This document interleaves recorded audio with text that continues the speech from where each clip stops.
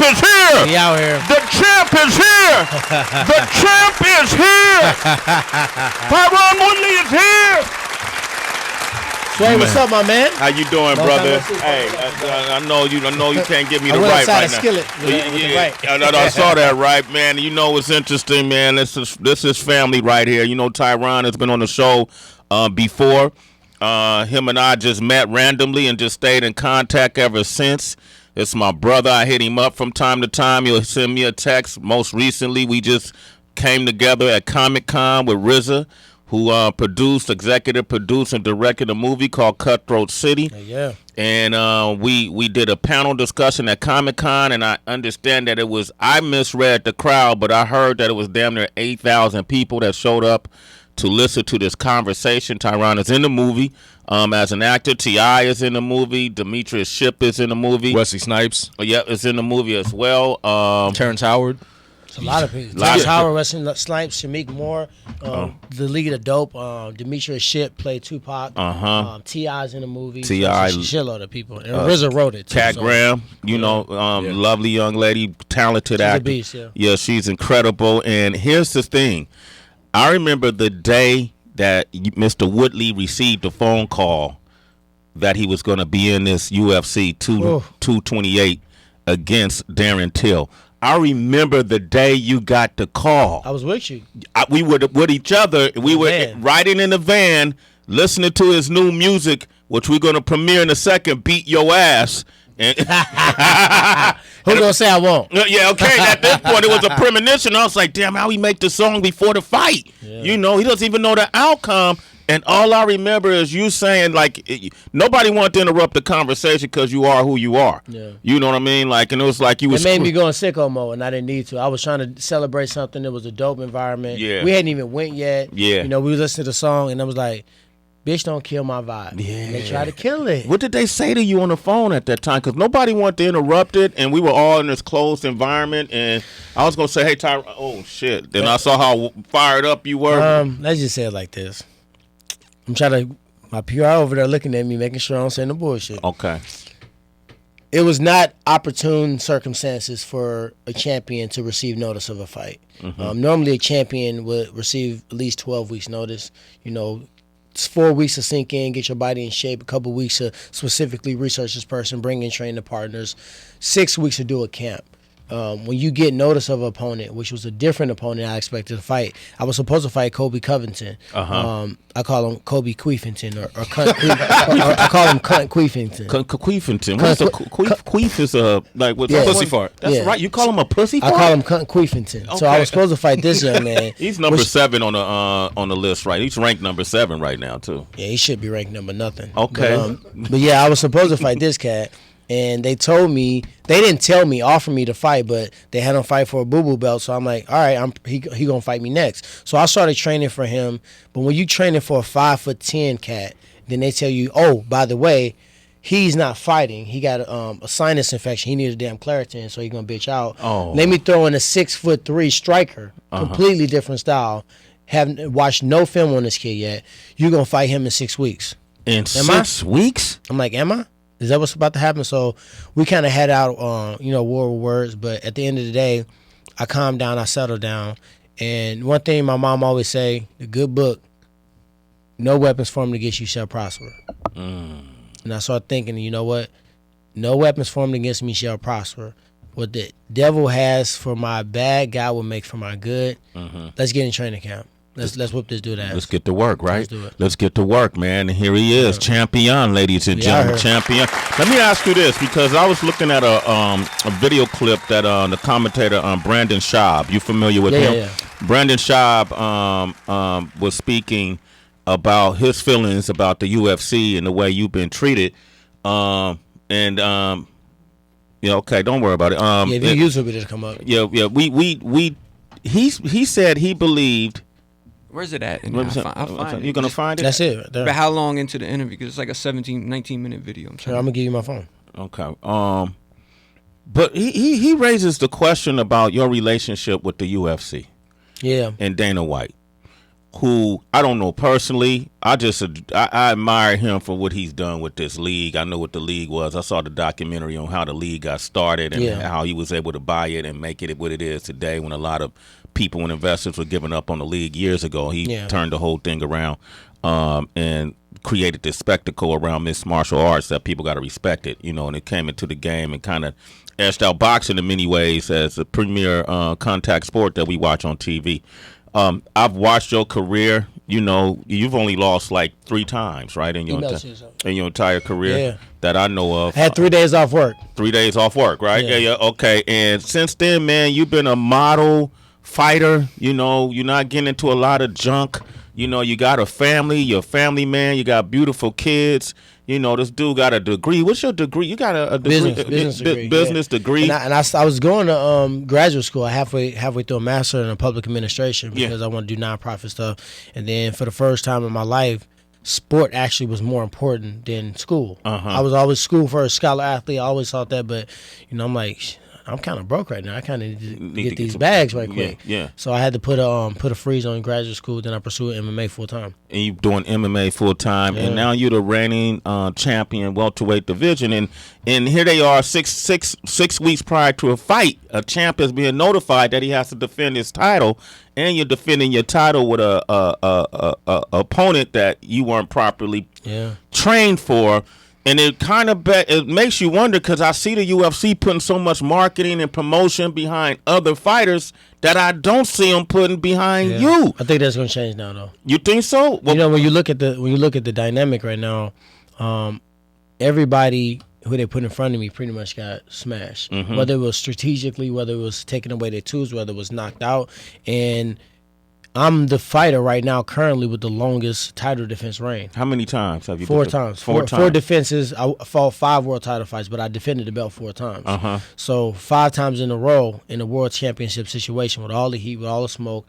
Sometimes the promotion's been, a lot of times, you could look at it and say the promotion's been on the other side of the coin, and I've always emerged, no matter what. No matter what people say, no matter what they do. They got to get them hands. Hey man, you come out victorious. This was with Brendan Schaub, and I don't even know the guy like that. You know what? I'm gonna preference you on this. The funny thing is, Brendan Schaub, we cordial, we respect each other, but he hasn't always had the greatest things to say. So the fact that Brendan Schaub or a reporter named Luke Thomas or these other guys, these are the people that normally would have criticized. What they said was we was bamboozled.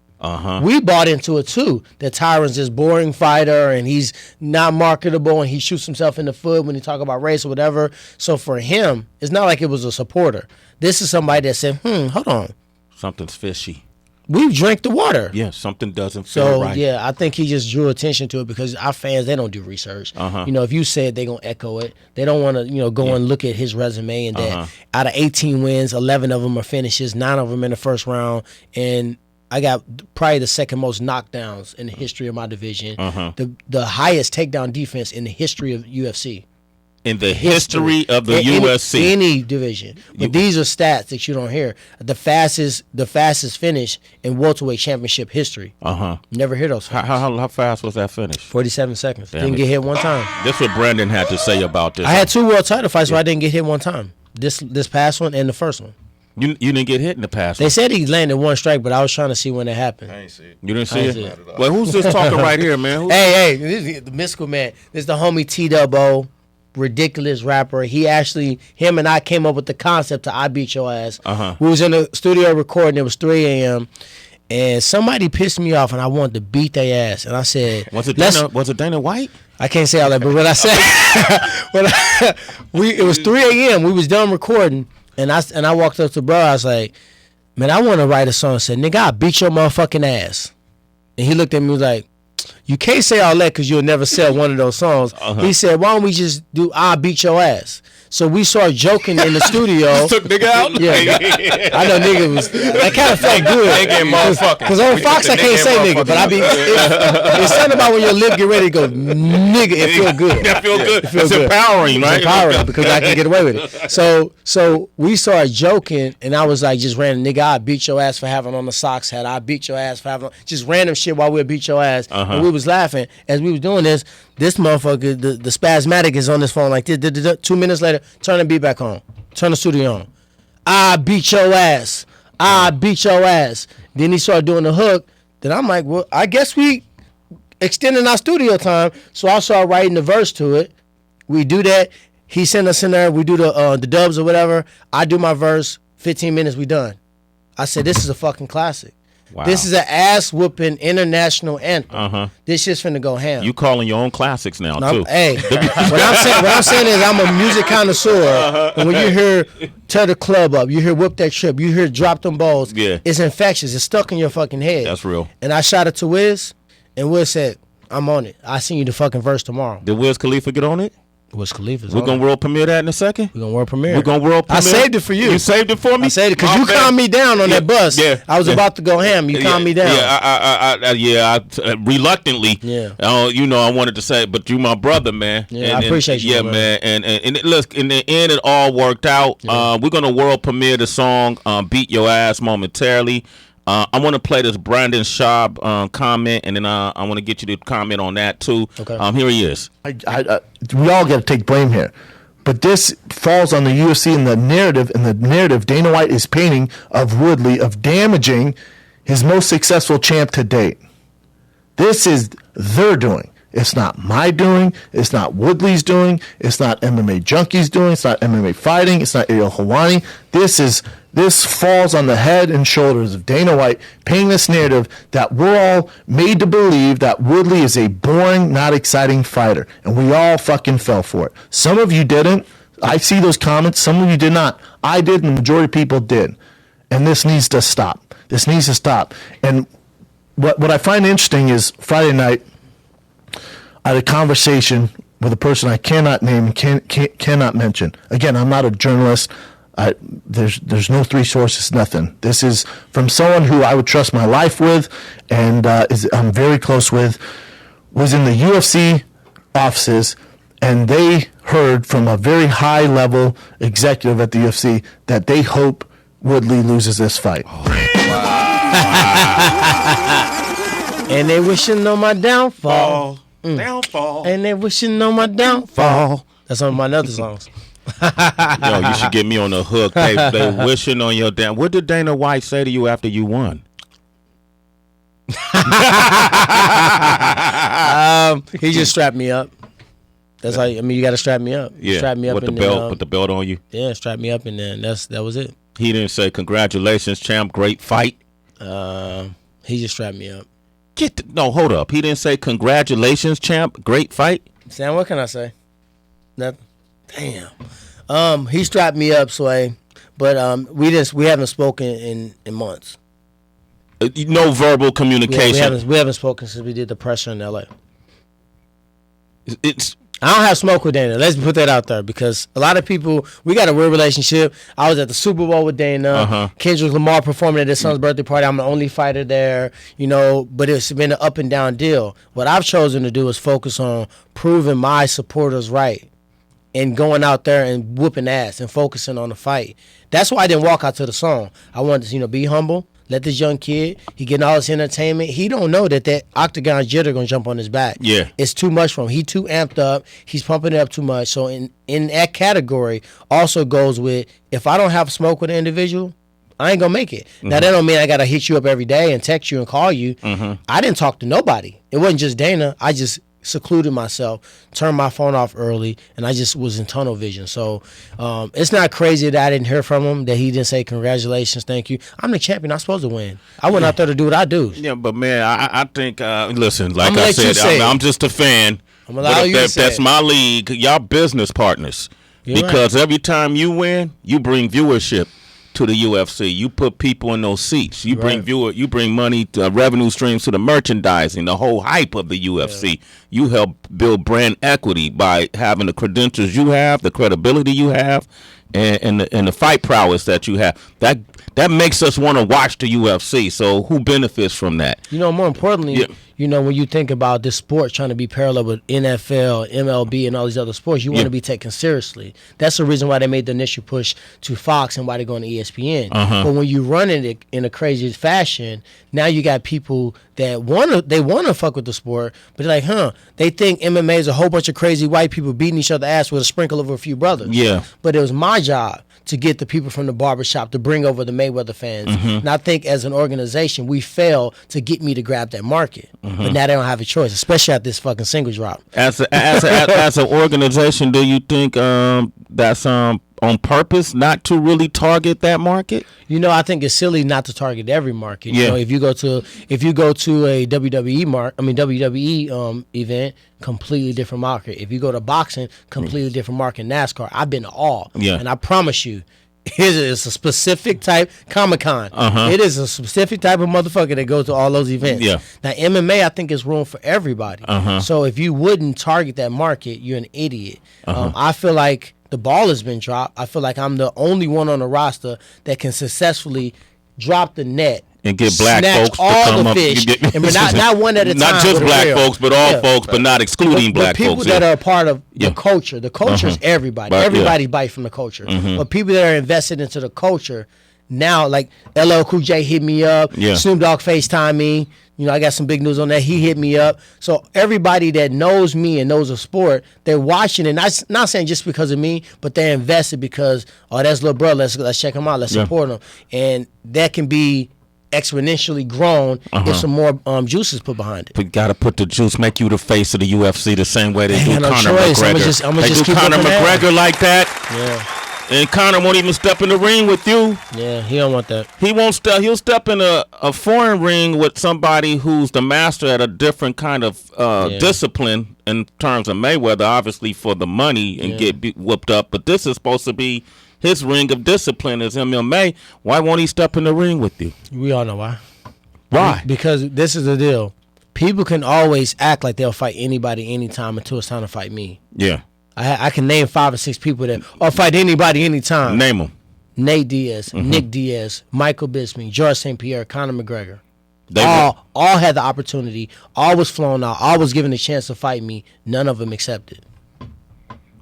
Are they scared to lose, or They're scared to lose to somebody that name recognition is going to grow after I whoop their ass. okay? They don't. If they're going to lose, if George St. Pierre going to lose, he want to lose to someone that basically at least, I fought in a different weight class. I've been out for X amount of years. Yeah. If I lost to Bisping, okay, it's not the big. He come back to his old weight class and get worked over by the new school.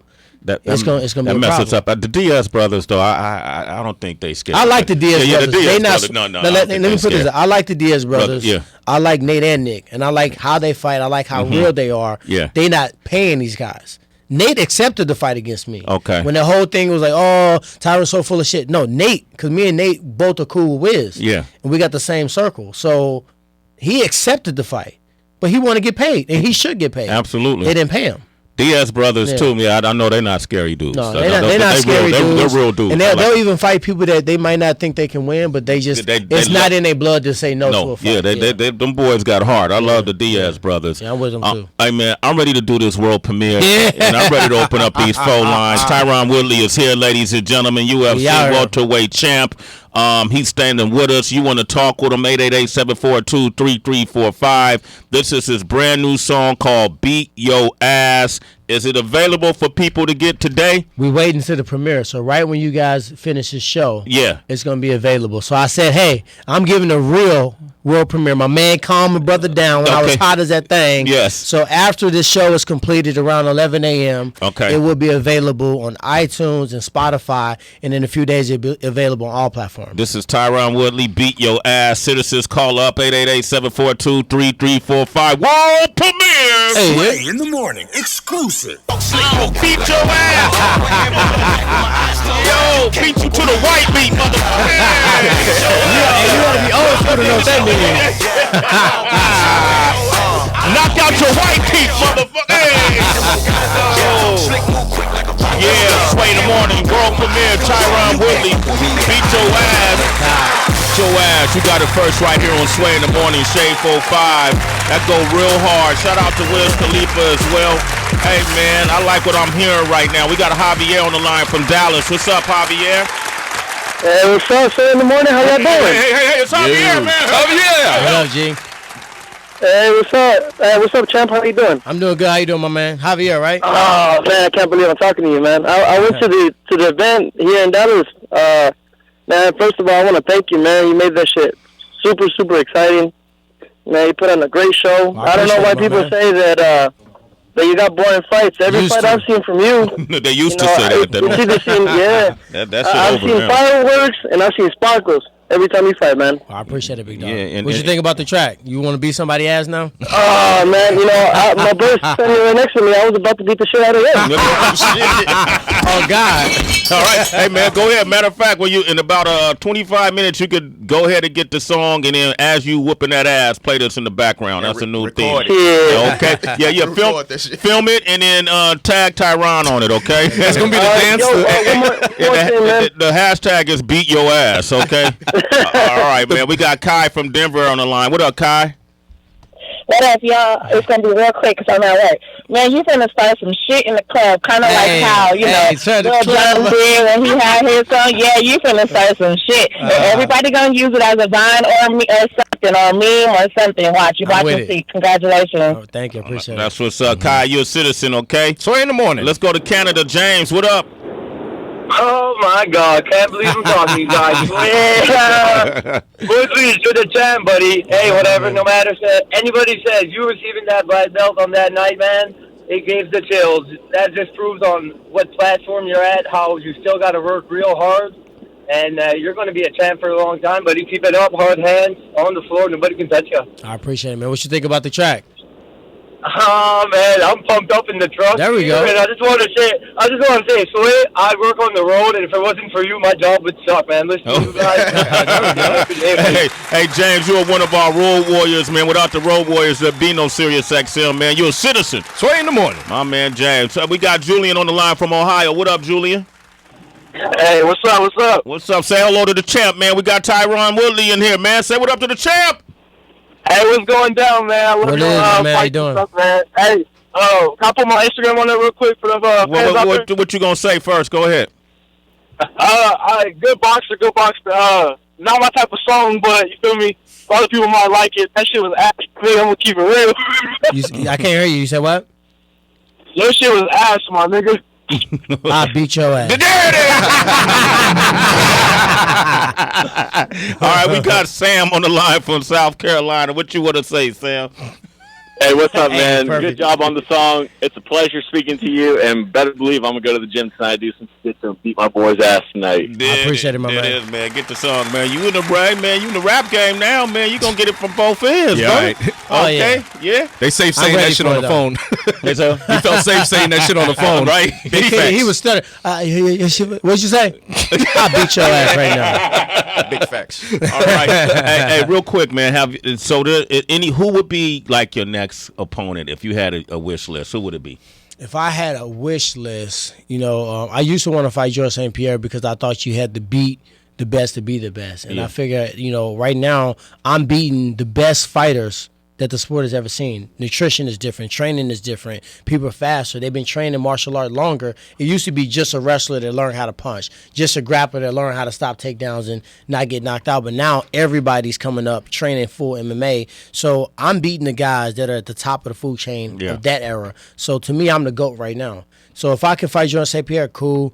To be honest, I just want to just clean everybody out. I just want anybody to put in front of me just to get dominated and just destroyed ASAP. And when I do that, I'm going to walk away and that's it. That's I'm it, gonna bro. go. Once That's you do it. that, okay. Yeah. You talked about being humble and just kind of not, going out there and talking and just letting your fists do all the work for you. And so I know there's people out there who would probably argue differently and say, like, if you feel like something's being done to you wrong or you're not getting the exposure or the support from UFC and whoever else is behind the scenes, that you should be out there and talking about it and voicing your opinion so that more people are aware of what's going on, especially with your own career. But do you feel like as long as you continue to win and prove that you do deserve the recognition, is that the way to go about things? I think success is the best weapon you have. You know, if you constantly succeed and you constantly do what everybody say you can't do, and they say you're not marketable, and then you drop "I beat your ass," and then you in a film with the RZA role, and you constantly, everybody on the outside couldn't be blind if they seeing you actually hitting so many different avenues of entertainment. You just a complete artist all around, whether it's mixed martial art or whether it's recording, whether it's an actor. I think that's what I'll focus on, because those are things I can control. I can control what I do, how I go out there and get it, but I can't control the dynamic. And people are so short term and they're so fickle. One moment they can say, okay, Tyron's this and another. Next moment, he the GOAT. This whole week, I'm the GOAT now. You're the GOAT now. I'm the GOAT after one fight, but I've been the GOAT. You know what I mean? So you just can't get your emotions involved, because once people start giving you the love you deserve, hey, let's take it. Let's go. Yeah. You know, I can't be like, oh, no, don't give me the love now. Or where was you at? No, that's not how business works. You take that love. You take the emotion out when business in play. There it is, man. And yeah, man, you may be the GOAT in that octagon, but when you up here Sway in the morning, man, I already knew. You in the valley of the hyenas, homie. The shades go on. I don't care about your grappling skills. I don't care about how hard you punch. I knew you was going. I don't care about that submission game you got. Or that takedown defense you possess. That don't matter here when you in the valley of the hyenas. DJ Wonder, drop a beat on him.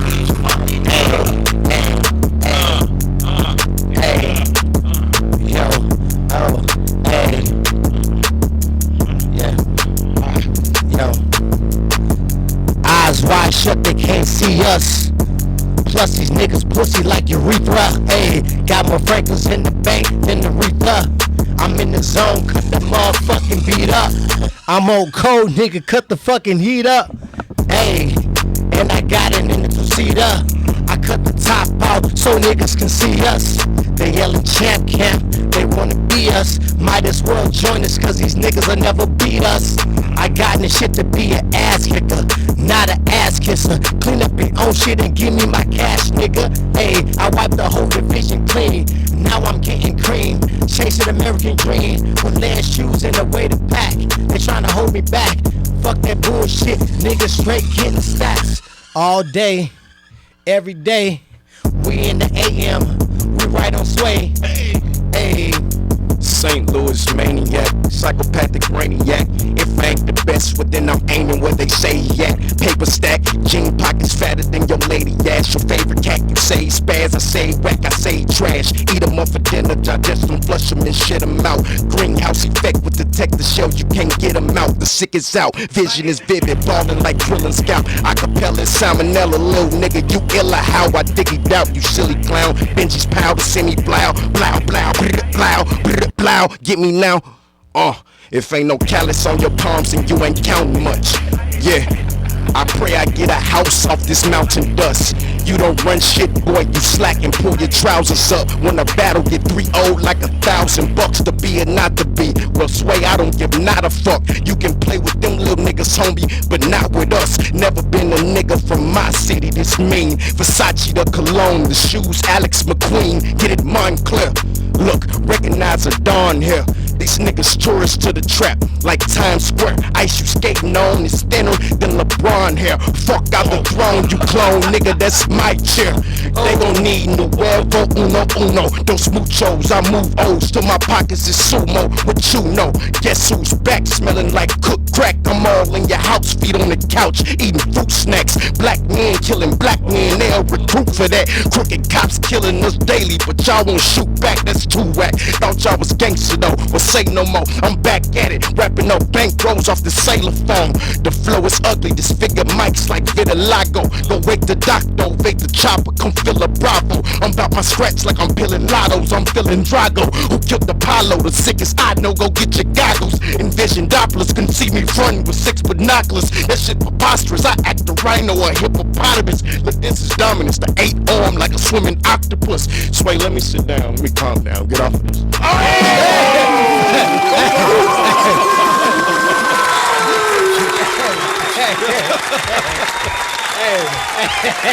Man, who is this dude, man?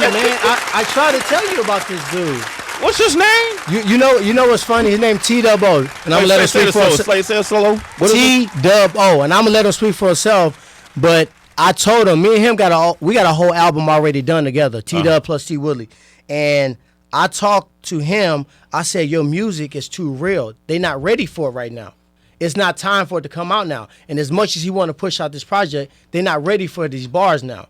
But guess what just happened? Yeah. We on Shade 4-5, right? No, they're ready right now, baby. We on Shade 4-5, right? In the morning, yeah. What happened when Eminem just dropped Kamikaze? They went crazy. Real rap came back. Real rap. I said it's time, bro. It's now it's time. Because Eminem dropped Kamikaze. I see the connect. Look at he pointing at you, T-Double. He's pointing at you, man. Now it's time. I'll let my man speak for himself, though. Yo, man, you from St. Louis? Yes, sir. From the Lou, huh? Yeah. That's what's up. Did you grow up in Ferguson? Or no, I'm from the north side. The north side? One of the lead activists in the riots in Ferguson. Obama flew him to the White House to figure out how we can do this better. I'm talking about C-SPAN, everything. Yeah. So don't let the bars fool you. He pushed for the city as well. How's the city doing? How's Ferguson? How's the surrounding area? How are people doing? It's worse now. You know what I'm saying? So basically what happened with Ferguson, you see it with a lot of paid activists. Like they come in, they raise money off the city, and then they shake. Then they cut out. Yeah, so right out, y'all probably ain't heard about this, but right after Mike Brown, in a span of 11 months, 14 other people in St. Louis was killed by police. Yeah. And we don't even talk about it enough. We talk about things every day on this show, man. And it's something happening every single day, and nobody's hearing about that. Facts. So you say it's gotten worse. Yeah, so we just push for the city, man. I run a whole organization. We done fed like 40,000 kids in the city, gave out like 50,000 books. Got a tech program. We teach kids from the ghetto how to code and build websites, all type of stuff. That's the blueprint. Yeah, because he ain't gonna get no help from outside. Facts. It got to come from us. Facts. We got to put together. We got to spend a little less on frivolous things. Still go ahead and do what you got to do, but put something aside for that community. Huh? Buy some Nikes, though. Buy some Nikes. Some Kaepernicks. Get some Kaepernicks. Buy some Kaepernicks. Buy some Kaepernicks. You know, hey, man, I commend you, T-Double. Plus, you came ready, man. I ain't mad at you. You're a hyena. Appreciate that, Sway. T. Woodley, you're a hyena up in here, man. I love you, brother. Appreciate you, man. Love all you right. back, man, you're excellent example of hard work, discipline, intelligence, and I can appreciate it, man. I feed off of it. Man, I appreciate you. You know what I mean? How they say still sharp and still. I feed off of it. Boom. Okay. And still. Okay. All right. Tyron Woodley, thank you. Congratulations, champ. Can't wait till the next fight. We'll be in there. Hopefully your hand healed. How'd you hurt your hand? On his head? Upside his head. Okay. Yeah, he got hurt beating I somebody. just got some ligaments jacked up, so hopefully I'm back soon. You'll be all right? Yeah, I'll be good. All right. Tyron Woodley, give him a round of applause. T-Double. Man, who we got coming up? Henry Golding from the new movie A Simple Favor. Plus, we're going to be playing a clip from our Eminem interview. I did a sit-down with Tim recently. Part 3 came out yesterday. You're going to hear that up next. Sway in the morning. Shade 4-5. I'll beat your ass.